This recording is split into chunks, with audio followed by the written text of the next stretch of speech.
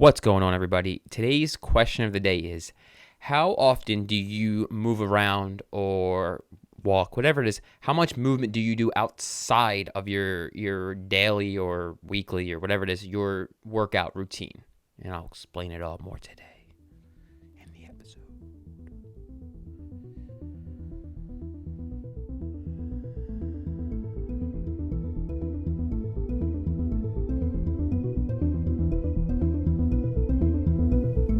What's going on, world? Welcome back to another episode of the Plants and PRs podcast, the podcast to help you move better, to help you feel better, and to help you look a hell of a lot better. My name is Tyler Egan. I am a certified personal trainer, and I am a man who is admittedly obsessed with human movement, the human body, how it fucking works. It's so fucking incredible. People don't realize how amazing they are inside and out, what their body is capable of, what they are capable of. And I'm here to share that fucking message and hopefully help educate you guys a little bit, educate myself more too, because today's episode, I want to be talking about a topic that I did a little bit of research on. I really liked doing the sleep episode. It was a lot of fun for me. I learned so much, and I realized that part of my thing is I want to help educate more people on how amazing the human body is, what we're truly capable of, how we can figure that out through challenging ourselves in fitness and in life, obviously, and just understanding what's going on in our body so we can know how to use it to better translate into everyday life. Okay, so today's episode, I'm going to hopefully help educate you on something that you may never have heard of that I think can be a game changer for anybody who might be on a fat loss journey or just wants to maybe shed a little bit of pounds. You build muscle at the same time. But first, we salute this amazing fucking country. I love it.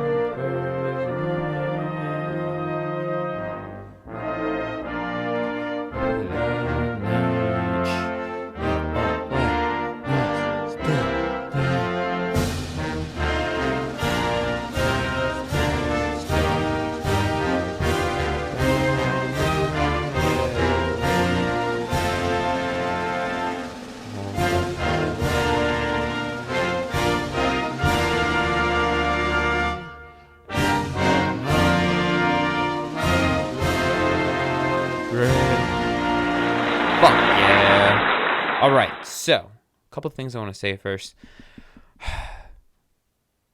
I want to do this more. I like learning more. I like passing information along because in a way that's how I look at it. So there's anything that people want to know more about when it comes to physical fitness, exercise. It's anything at all. If you're just yo, I'm very curious. I find myself being very curious about other industries, other things that I'm not necessarily into, but I'm not going to dive into research full blown on it because I'm working on my own shit. And being able to pass information along between people, I think is awesome. And that's kind of the gap that I want to bridge for you guys. So if you have anything you want to learn more about, feel free to give it to me. I will put it on my list of things I'm looking into, and I eventually want to do a podcast episode on. But for now, because I looked through all my episodes, and the ones with the most downloads are it's interesting because I still have my one episode on I call it Untitled, Hips Don't Lie. Maybe I'll leave a link in the show notes. It has the most downloads of any episode thus far. The podcast has been going for 8 months. Look at that, 8 months. And it's the most downloaded episode. I think it's approaching 50, which is pretty cool.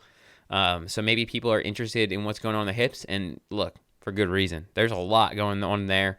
I'm currently reading a book by Dr. Brett Contreras. He's well known for, I'm pretty sure he discovered the hip thrust and designed the hip thrusting machines, if I'm not mistaken. I could be wrong on that.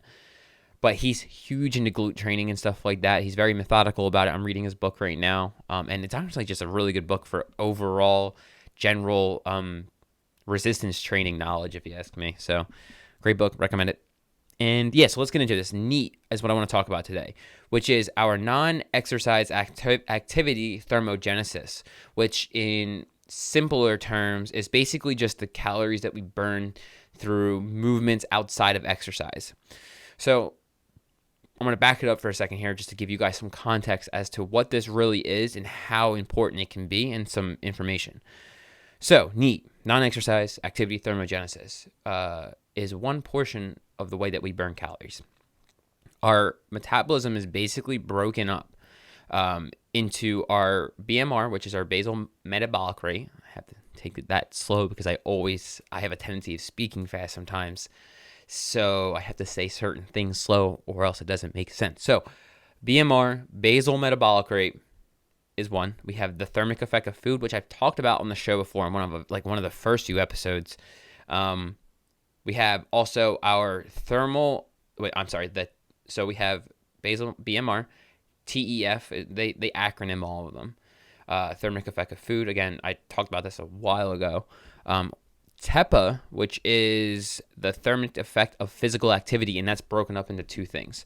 So we have the physical activity that we actually do, and I'm trying to think of the EAT, the exercise activity thermogenesis. I'm just throwing the big names out there to make myself sound fancy, but it's basically just your planned physical activity. So we have the three so far, right? We have our BMR, we have the thermic effect of food, and we have TEPA, which is the thermal effect of physical activity. And that's broken into two, which is the one, exercise activity thermogenesis, so that's 3. And the last one is NEAT, which is what I already said, non-exercise activity thermogenesis. And now I'm going to stop saying it because now I just sound like a turd.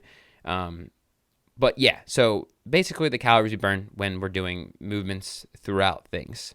The BMR, I just want to explain this a little bit to you guys. Our BMR is the calories our body burns just from normal things, unconscious things like, supplying organs with blood and even just laying there, just anything. Like every action we do requires energy, and our food is energy. That's why I say people should look more at food as fuel. I'm working on this myself. I tell myself this all the time. We just have this entertainment thing surrounded around it now. And look, I'm not saying don't do whatever the fuck you want. I don't really care.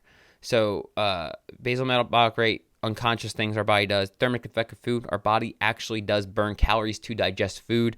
I believe protein takes the most calories, and it's actually a pretty drastic amount. I remember hearing about this one before.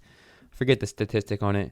Anyway, protein burns the most calories to process. I think it's just because of when we take a protein, our body has to strip it of the essential amino acids that our body cannot produce on its own and absorb them or something to that effect. But anyway, thermic effect of food, we have our planned physical activity. So your resistance training, you're running if that's what you're doing, cycling, whatever that may actually be, a specific sport, all of that's encompassed into one.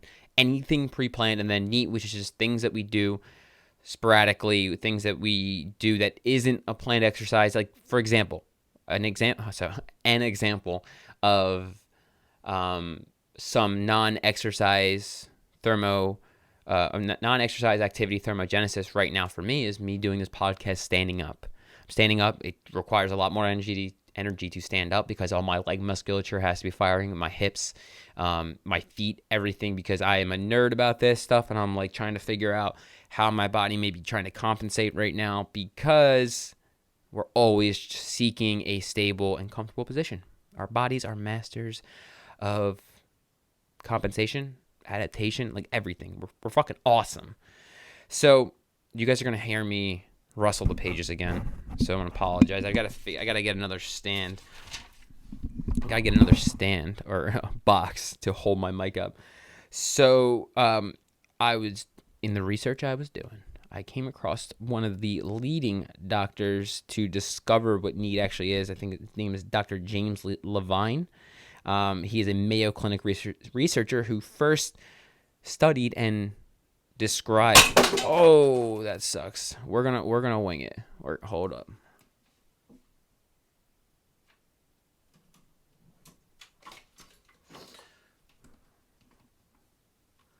Sorry about that. I'm leaving that in there. Don't leave the show.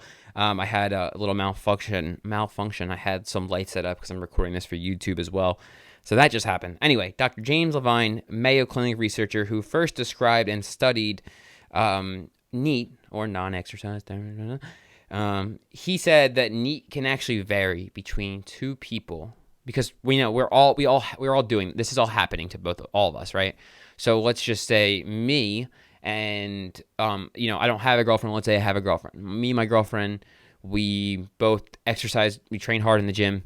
We are both on point with our nutrition, our sleep. Like all of our circumstances are the same, but the only difference between the fact that this one thing I'm about to say, and we're male, female, is the fact that I stand a lot more. I maybe go on like one more walk. I rarely sit down. If I'm talking on the phone, I walk up and down.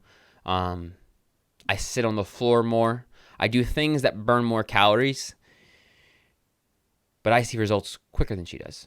Well, it could be because of the NEAT. Because like Dr. James Levine is saying, it can vary between two people up to 2,000 calories. So 2,000 calorie difference can vary between two people. That's a lot of calories burned. My entire life, people always like, oh, you have a fast metabolism that'll catch up to you, blah, blah, blah. But I've always been active. I like standing up right now. I didn't always do it to the same extent that I do now, but I was always a lot more active. I was moving more. I've always been, since I started working in the workforce full time, always had an active job, pretty active. It got pretty dicey at the end of my last job, but anyway. So 2,000 calories. 2,000 calories. That's a huge difference if you're not seeing results. This might be it.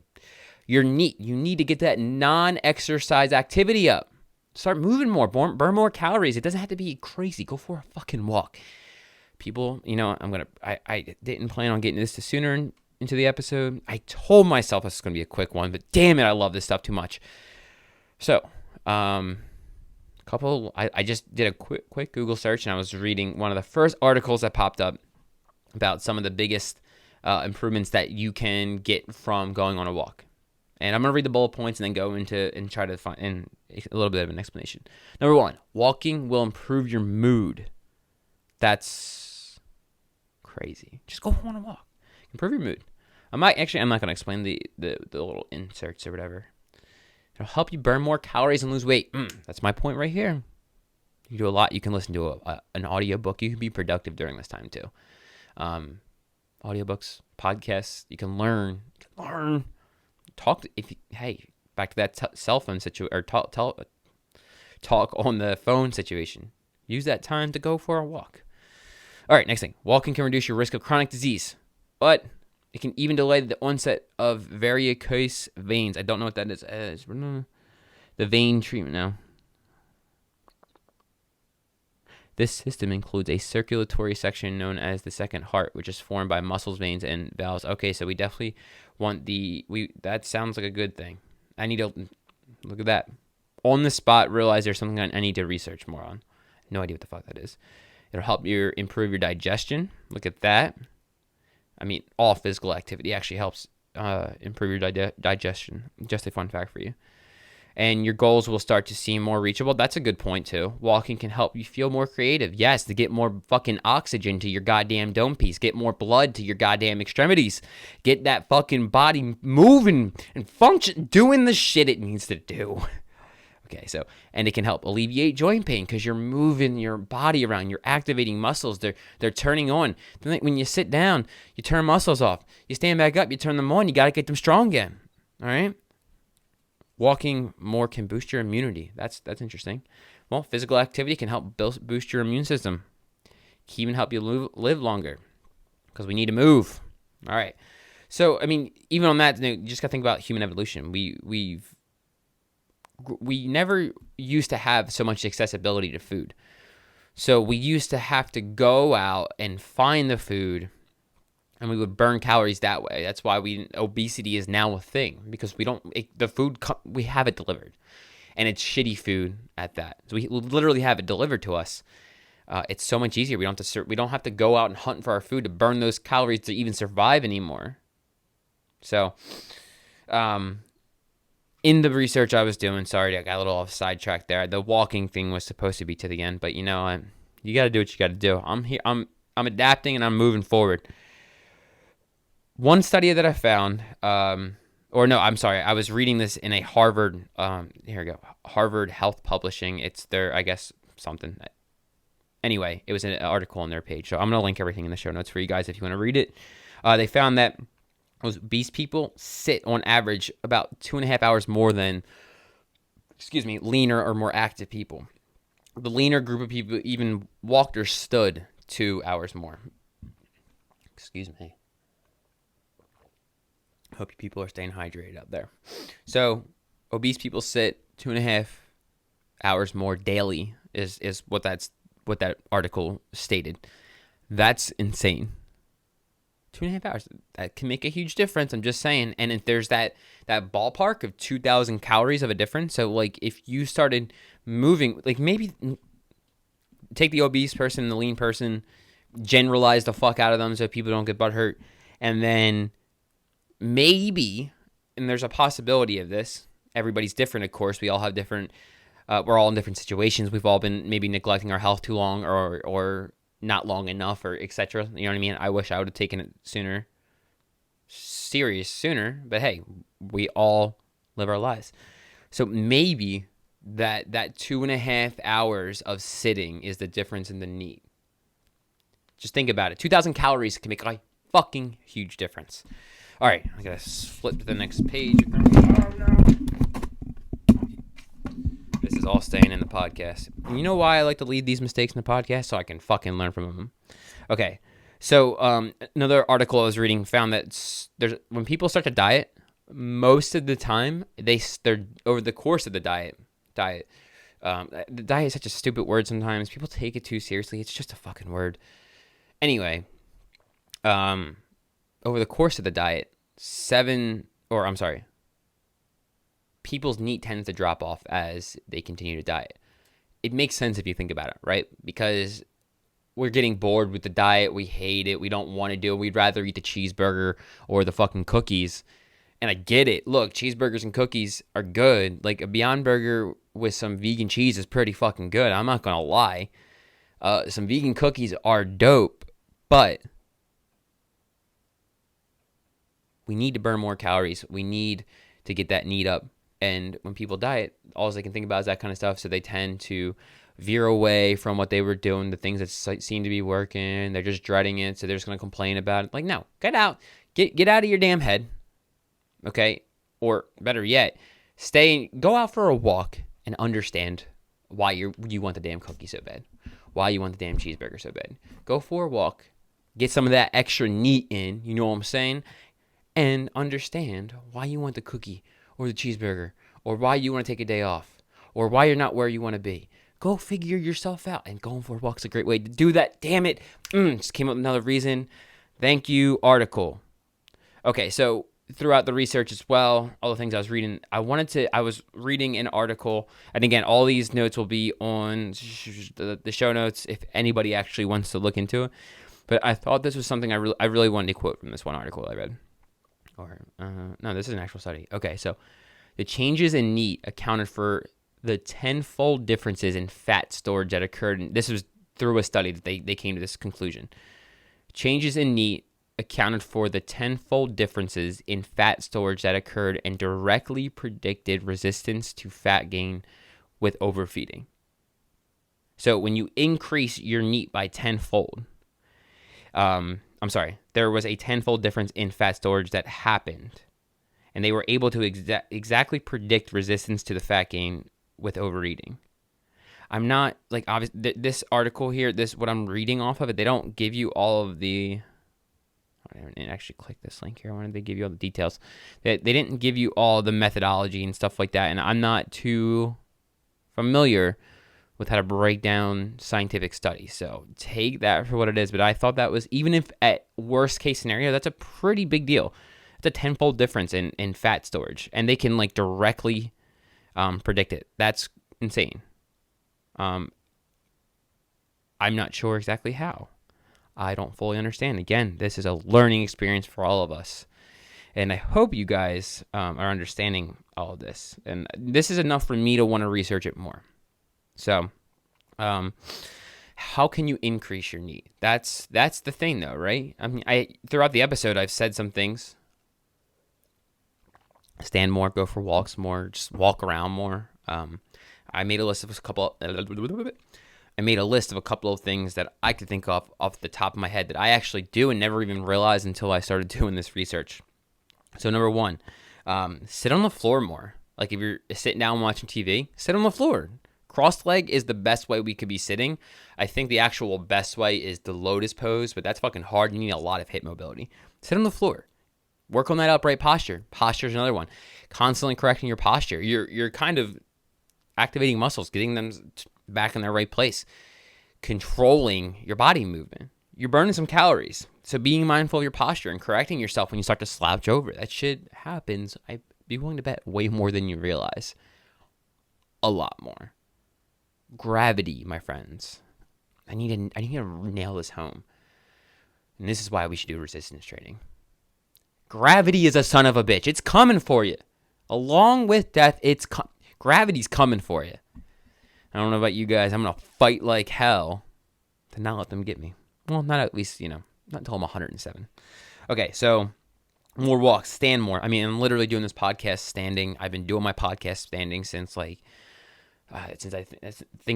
I read Deskbound, the book's right next to me, Deskbound, Standing Up in a Sitting World by Kelly Starrett, and I believe his wife. Blew my mind.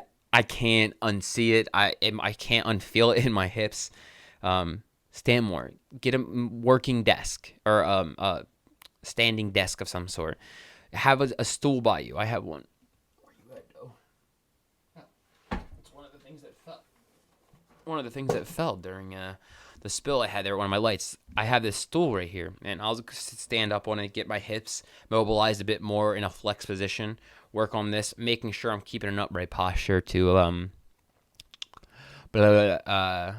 so that, because like this is awesome, but the problem is this isn't really that great at mobilizing your hips if we're slouched over, like we're sitting at a desk. Then our hip flexors are just getting all jacked up.